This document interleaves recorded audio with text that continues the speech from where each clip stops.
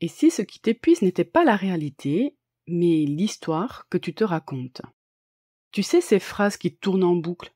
Je ne suis pas faite pour ça, on finit toujours par m'abandonner. Si je me montre, on me jugera. Je ne suis pas capable ou je ne mérite pas. Respire, car ce ne sont pas des vérités. Ce sont des scénarios, des scripts écrits par ton cerveau pour te protéger et qui parfois t'enferment ou te minimisent. Dans cet épisode, on va apprendre à détecter ces histoires, à comprendre d'où elles viennent, sans jugement, et surtout à les réécrire avec de la sécurité, du souffle et des micro-actions qui changent tout. Reste jusqu'à la fin, je te guiderai dans un exercice immersif pour décoller d'une histoire qui te colle à la peau et en réécrire une nouvelle, plus juste et soutenante pour toi. Bienvenue dans Deviens qui tu es vraiment, l'appel de l'âme. Je suis Aurélie, coach holistique, et je t'invite à un voyage unique où transformation personnelle et exploration spirituelle se rejoignent. Dans ce podcast, nous plongeons ensemble dans des thématiques fascinantes comme la découverte de soi, les neurosciences, la psychologie, l'histoire, l'archéologie alternative, l'ésotérisme ou encore les enseignements spirituels pour éclairer le chemin de notre évolution intérieure. Mon intention ? T'aider dans la libération et la transformation des obstacles qui jalonnent ton chemin de vie afin que tu puisses vivre une expérience plus épanouie, alignée et pleine de sens. Si tu es curieux de découvrir comment le passé, le développement personnel et les mystères peuvent éclairer ton présent et transformer ton avenir, tu es au bon endroit. Alors, installe-toi confortablement, prends une grande inspiration et prépare-toi à répondre à l'appel de ton âme. Et si tu souhaites soutenir le podcast, je t'invite à le partager avec tes proches, ainsi qu'à déposer une note 5 étoiles et un joli commentaire si ça t'a plu. Ensemble, n'oublions pas que changer le monde commence par se changer soi-même. Bonne écoute! Je t'invite à te poser quelques instants avec moi. Je parie que tu as déjà remarqué que la même situation peut être vécue très différemment selon l'histoire qu'on se raconte dessus. Un message vu mais pas répondu, par exemple. Pour l'une, c'est « il est juste occupé », pour l'autre, c'est « je ne compte pas ».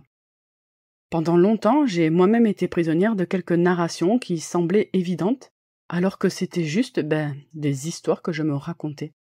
Aujourd'hui, je te propose une exploration très concrète. C'est quoi une histoire sur le plan du cerveau? D'où viennent nos scénarios?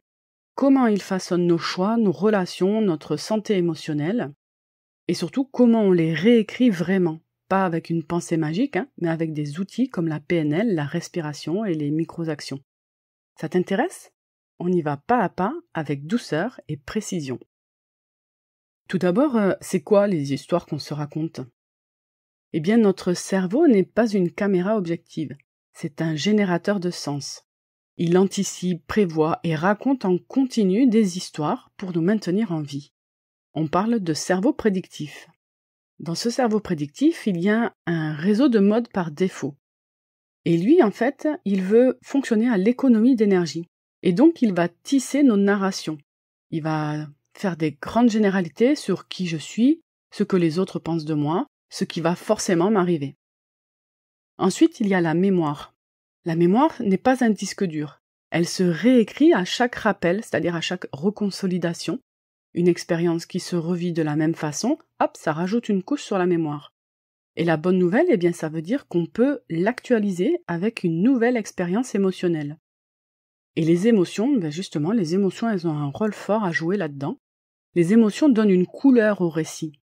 Et donc, plus on va vivre une émotion intense face à une situation, et plus elle va imprégner notre cerveau.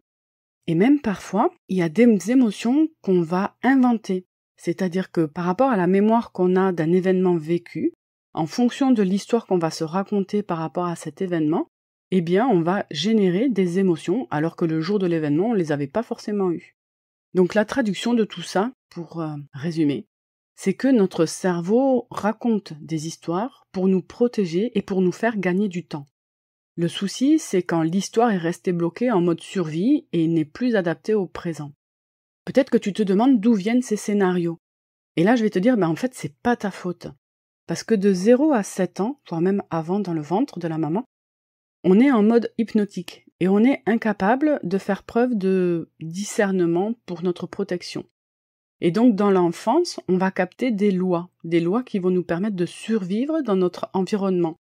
Par exemple, ça peut être que l'amour est conditionnel. Si je fais ça, alors je suis aimé.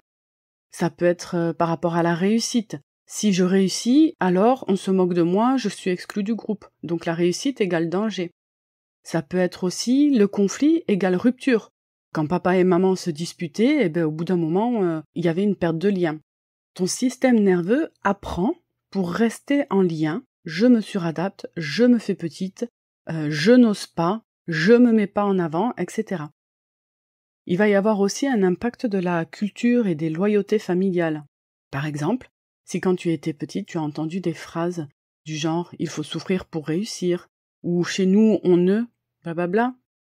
Ou encore « il faut gagner sa vie ». Parfois aussi, ça peut être des préjugés sur les autres. Il faut se méfier des étrangers ou les riches sont des salauds. Enfin voilà, il peut y avoir plein de choses comme ça qu'on a engrammées et du coup, on va les suivre par loyauté. Ensuite, il va y avoir évidemment les expériences marquantes. Par exemple, un échec, une trahison, une remarque humiliante qui peuvent devenir des scripts du genre « je ne suis pas à la hauteur »,« je ne me mets pas en avant »,« je ne peux pas faire confiance ». Et puis enfin, il y a les états internes. C'est-à-dire que quand on est en stress chronique, on est tout le temps en hypervigilance, eh bien le cerveau choisit l'histoire la plus protectrice. C'est pas la plus vraie, mais ce sera celle qui nous protégera le mieux selon lui. Et donc il peut là te mettre en place des histoires du genre « ne tente rien, tu éviteras la douleur ». Rappelle-toi, ces histoires ont eu un rôle. À un moment donné, elles t'ont protégé dans ta vie, elles t'ont permis de rester inclus dans le groupe. Et donc, on ne va pas les détruire. Par contre, on va les remercier et on va les mettre à jour. Nos histoires fabriquent notre réalité et donc nos comportements. Et pour ça, il va y avoir 3 mécanismes clés. D'abord, le biais de confirmation. Par exemple, si l'histoire est « je ne compte pas », eh bien ton attention sélectionne chaque indice qui prouve que c'est vrai et ignorera tout le reste. Il va y avoir aussi le mécanisme des prophéties autoréalisatrices. C'est-à-dire que si tu anticipes le rejet, par exemple, eh bien tu te retires peu à peu. Tu te retires d'une relation, tu te désinvestis. Et donc l'autre va te sentir distant. Du coup, il va essayer peut-être de maintenir le lien, mais si toi tu continues à te retirer de la relation, eh bien il va s'éloigner. Et à ce moment-là, ça va te donner raison. Tu vois, on me rejette. Le troisième mécanisme, en PNL, on appelle ça « la carte n'est pas le territoire ». C'est-à-dire que ta représentation, la carte, n'est pas la réalité, le territoire. Donc la carte, elle t'aide à te déplacer dans le territoire, mais elle n'est pas la représentation exacte de ce qu'est le territoire. Par exemple, sur ta carte, il n'y aura peut-être pas des arbres, ou il n'y aura peut-être pas des toutes petites routes, ou des chemins de randonnée, ou un lac avec des oiseaux dessus. Et donc là, la bonne question, c'est « ma carte actuelle me sert-elle » Est-ce qu'elle me soutient? Est-ce qu'elle me permet de vivre pleinement une vie épanouie? Et si la réponse est non, eh bien, je t'invite à la réécrire. Je ne sais pas si tu as déjà entendu parler de l'effet placebo et nocebo, mais je trouve que ça illustre parfaitement la puissance d'un récit sur le corps. À présent, je vais t'aider à reconnaître une vieille histoire. Donc il y a 7 signaux qui peuvent te mettre en alerte par rapport aux histoires que tu peux te raconter. D'abord, il y a une notion de absolu, c'est-à-dire que tu vas utiliser des toujours, ou des jamais, ou des tout le monde, ou des personnes. Du genre, j'ai toujours été incapable de faire telle chose. Ou tout le monde sait que ta. Ensuite, il va y avoir une notion d'étiquette identitaire. C'est-à-dire que tu parles de toi, de qui tu es toi. Par exemple, je suis nul, ou je suis ingérable, ou je suis trop. Donc tout ça, ce sont des… Dès que tu utilises le « je suis quelque chose », fais bien attention à qu'est-ce que tu es, justement, parce que là, tu vas t'identifier, toi, au niveau le plus haut de ton être. Et donc là, vigilance, parce que si je suis nul, c'est pas très porteur comme histoire, et donc ça peut t'empêcher de faire beaucoup de choses. Ensuite, un signal qui peut te mettre en alerte pour reconnaître une vieille histoire, ça va être les réactions disproportionnées par rapport à un événement. Donc dès que tu te rends compte que tu pars dans de l'émotionnel, que ça devient vraiment disproportionné par rapport à ce qui s'est effectivement passé, là tu peux te dire qu'il y a une vieille histoire qui se rejoue. Là où tu vas pouvoir être vigilant aussi, c'est quand ce sont des scénarios répétitifs, où tu te dis, comment ça se fait que ça se renouvelle encore? Pourquoi ça se passe encore? Comment je me retrouve encore là? Donc ça te met en alerte par rapport aux vieilles histoires.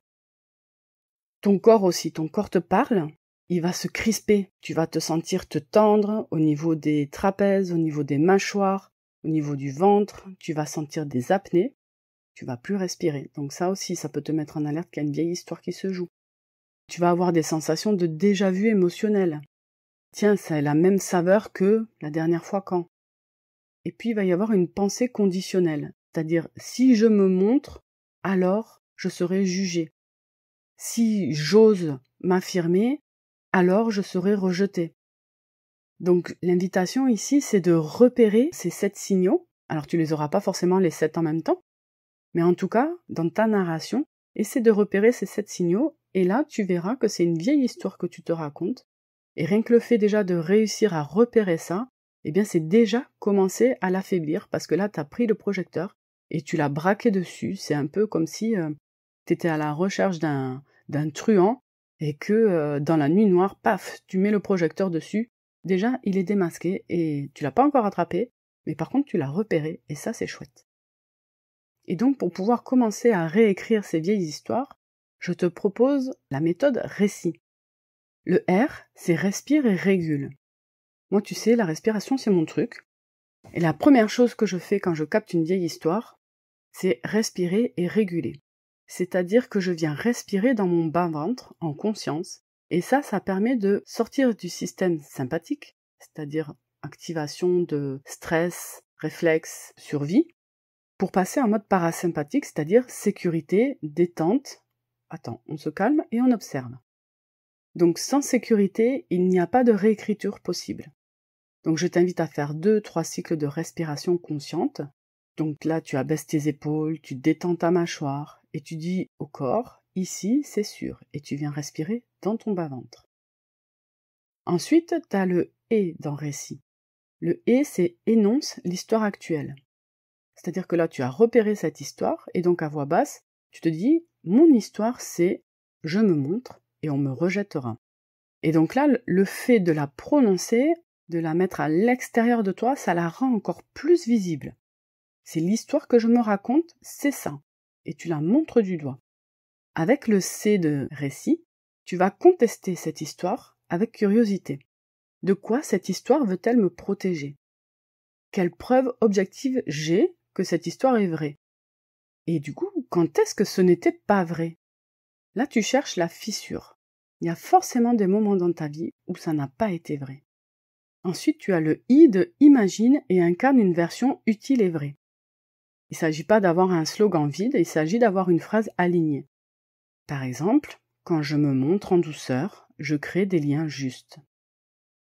Et là, tu ressens cette nouvelle phrase dans le corps. Tu as la poitrine qui s'ouvre, tu as le souffle qui devient plus fluide. Donc ça, tu sais que c'est la nouvelle phrase par laquelle tu veux remplacer la vieille histoire. Et donc ensuite, tu vas avoir le T pour test en réel, c'est-à-dire les micro-actes. Donc tu vas poser un petit geste aujourd'hui qui prouve la nouvelle histoire. Donc la nouvelle histoire dans mon exemple, c'est quand je me montre en douceur, je crée des liens justes. Eh bien l'invitation ici, ça va être d'envoyer un message vrai à quelqu'un que tu aimes. Ça va être de proposer une idée. Ça va être de poser un mini-nom, une limite. Et l'invitation ici, c'est de répéter ces micro-gestes, parce que répéter, c'est reconsolider. Et le cerveau, à ce moment-là, il va mettre à jour la mémoire avec l'émotion sécure associée. Donc il y a vraiment cette notion de venir respirer, de se mettre en sécurité pour pouvoir s'imprégner pleinement de cette nouvelle histoire et venir petit à petit la passer en couche fine, en micro-action sur la vieille histoire. C'est exactement ce qu'on travaille dans mes accompagnements, où je vais utiliser la PNL, la respiration transformatrice, les recadrages identitaires, pour sécuriser le système, identifier la vieille histoire, pour pouvoir la remercier et la transformer en nouvelle histoire qui soit beaucoup plus soutenante pour l'expérience de vie que tu as envie d'avoir. Et après, on va pouvoir mettre en place des micro-actions qui vont venir consolider cette nouvelle histoire. Et tout ça, on fait ça de façon calme, efficace et durable. Je vais te donner quelques exemples concrets où peut-être tu vas te reconnaître. Si jamais tu te racontes l'histoire « je dois tout gérer seul, sinon on ne m'aimera plus », eh bien la nouvelle version, ça peut être « je peux demander de l'aide et le lien peut se renforcer grâce à ça ». Et le micro-acte, ça va être de demander un service à une personne sécure. Si tu as l'histoire « si je ralentis, si j'en fais moins, je perds ma valeur ». Et donc la nouvelle version que peut-être tu pourrais mettre en place, si elle est juste pour toi, c'est « ma valeur n'est pas liée à ma vitesse, la qualité naît de l'espace ». Et donc là, le micro-acte que tu pourrais mettre en place, ce serait de bloquer 15 minutes entre deux actions, sans écran, sans rien faire, juste pour créer, respirer, prendre le temps de revenir aligné à l'intérieur de toi. Et puis peut-être une troisième histoire que tu te racontes, c'est « l'amour finit toujours par partir ». Eh bien la nouvelle version, ça pourrait être « je peux créer un lien où je reste moi, et si ça s'arrête, je reste digne ». Et là, le micro-acte que je t'invite à mettre en place, c'est de nommer une petite vérité dans une relation qui est sûre, afin de pouvoir devenir authentique, sans perdre le lien. À toi de trouver les vieilles histoires que tu te racontes, et de trouver la nouvelle version qui te conviendra le mieux. Ça, ce ne sont que des exemples. Évidemment, je peux t'accompagner à faire ça, mais si jamais tu veux travailler toute seule, eh bien, tu as le protocole récit qui est là pour t'aider. Et ensuite, une fois que tu as ta nouvelle version, n'oublie pas de créer les micro-actes qui vont pouvoir venir appuyer cette nouvelle histoire que tu te racontes. Et donc, comme d'habitude, je te propose un exercice immersif guidé qui s'intitule « Changer de récit ici et maintenant ». Donc, je t'invite à t'installer dans un espace calme où tu ne seras pas dérangé pendant les prochaines minutes. Installe-toi confortablement, de préférence assise. Tu peux mettre en pause le temps de t'installer. À présent, je t'invite à fermer doucement les yeux. Relâche la mâchoire. Tes épaules sont lourdes. Tu peux inspirer par le nez. 1, 2, 3, 4. Et expirer par la bouche. 2, 3, 4, 5, 6. Sans bloquer. 1, 2, 3, 4. L'inspire. 2, 3, 4, 5, 6. L'expire. Continue. Tu peux te chuchoter à l'intérieur. Ici, c'est sûr. Je suis en sécurité. Choisis une histoire qui te pèse ces temps-ci. Par exemple, la phrase « je ne mérite pas » ou « on me laisse toujours tomber » ou « si je réussis, on me jalousera ». Trouve la phrase exacte pour toi. Dis-la à voix très basse. Observe. Où est-ce qu'elle vit dans ton corps? Est-ce que c'est une gorge serrée? Est-ce que c'est dans le ventre? Est-ce que c'est dans la poitrine? Demande-lui. De quoi veux-tu me protéger?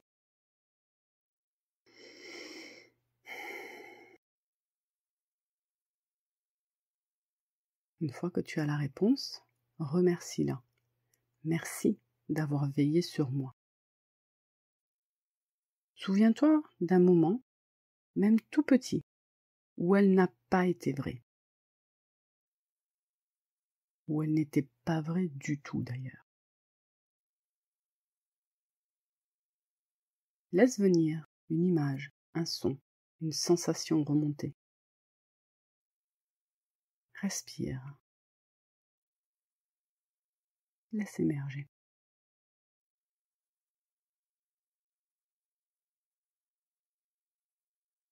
Qu'est-ce que tu veux comme histoire à la place? Une phrase simple qui t'aligne. Par exemple, je peux me montrer en douceur et créer du lien juste. Quand tu as trouvé cette phrase simple qui t'aligne, répète-la doucement 3 fois et sens à l'intérieur de ton corps où est-ce qu'elle s'installe et quelle sensation elle te procure. Est-ce que c'est doux, lumineux, apaisant? Autre chose? Sens comment cette phrase te permet de t'aligner. Comment elle est plus juste pour la vie que tu te souhaites.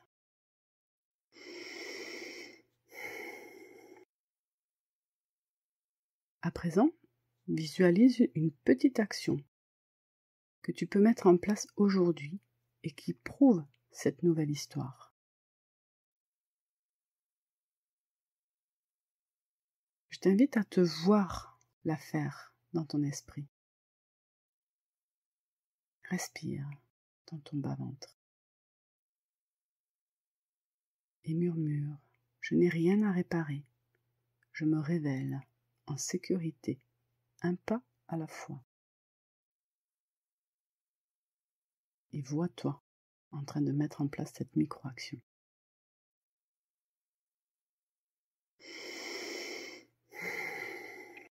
Prends une grande inspiration et je t'invite à revenir ici et maintenant. Et quand tu veux, tu peux ouvrir les yeux. Donc là, avec cet exercice, tu viens d'activer un mécanisme de reconsolidation. C'est-à-dire que l'ancienne trace a été revisitée en toute sécurité, puis appariée avec une nouvelle expérience. Donc je t'invite à répéter ce protocole pendant 5 à 7 jours de suite. Et tu vas vraiment sentir la bascule. À un moment donné, ça va être complètement OK. Et à présent, tu peux te remercier pour le temps que tu viens de t'accorder. Pour aller plus loin, je t'invite à télécharger le workbook gratuit Clarifie le désir de ton cœur. Il t'aide à mettre des mots justes sur ce que tu veux vraiment, pour que tes nouvelles histoires soient ancrées sur du vrai. Je te mets le lien en description. Et puis si tu veux un coup de main pour déminer tes récits, eh bien je te propose une séance d'ouverture en one-to-one, toi et moi, pour cartographier tes scripts et poser un plan doux et efficace pour pouvoir les transformer. Ce que j'aimerais que tu retiennes de cet épisode, c'est que on ne voit jamais la réalité telle qu'elle est vraiment. On voit toujours l'histoire que l'on se raconte de la réalité. Et ça, c'est valable pour chacun de nous. On fonctionne tous de la même façon. C'est très difficile de rester factuel. Une histoire, c'est un outil. Si elle te contracte, eh bien réécris-la. Tu t'amènes de la sécurité, tu fais un énoncé, tu fais une contestation douce, et tu crées une nouvelle version qui est plus utile et plus vraie pour ensuite mettre des micro-actes répétés et adaptés. Quand tu répètes une histoire, l'histoire devient ton identité. Et l'identité, elle aimante des choix, des relations, une vie à son image. Donc je t'invite vraiment à créer la plus belle identité que tu te souhaites, en réécrivant toutes les histoires qui ne sont pas soutenantes pour te créer une vie merveilleuse. Si cet épisode t'a aidé, je t'invite à mettre 5 étoiles sur ton appli préférée. Ça change tout pour moi, ça me permet vraiment d'augmenter ma visibilité et du coup de partager ces outils à un plus grand nombre. Si tu as une amie ou un ami qui tourne en boucle dans un vieux récit, eh bien partage-lui. Ce sera peut-être le petit déclic qui lui permettra d'améliorer sa vie. Et puis, dis-moi en commentaire l'ancienne histoire que tu as envie de laisser partir et la nouvelle que tu choisis à la place. Je te lis et c'est vraiment intéressant pour moi de savoir que cet épisode t'a aidé. Allez, on respire, on se raconte encore mieux et on avance ensemble. Je te souhaite une très belle journée en attendant le prochain épisode. Je respire profondément et je me souviens que changer le monde commence par se changer soi-même.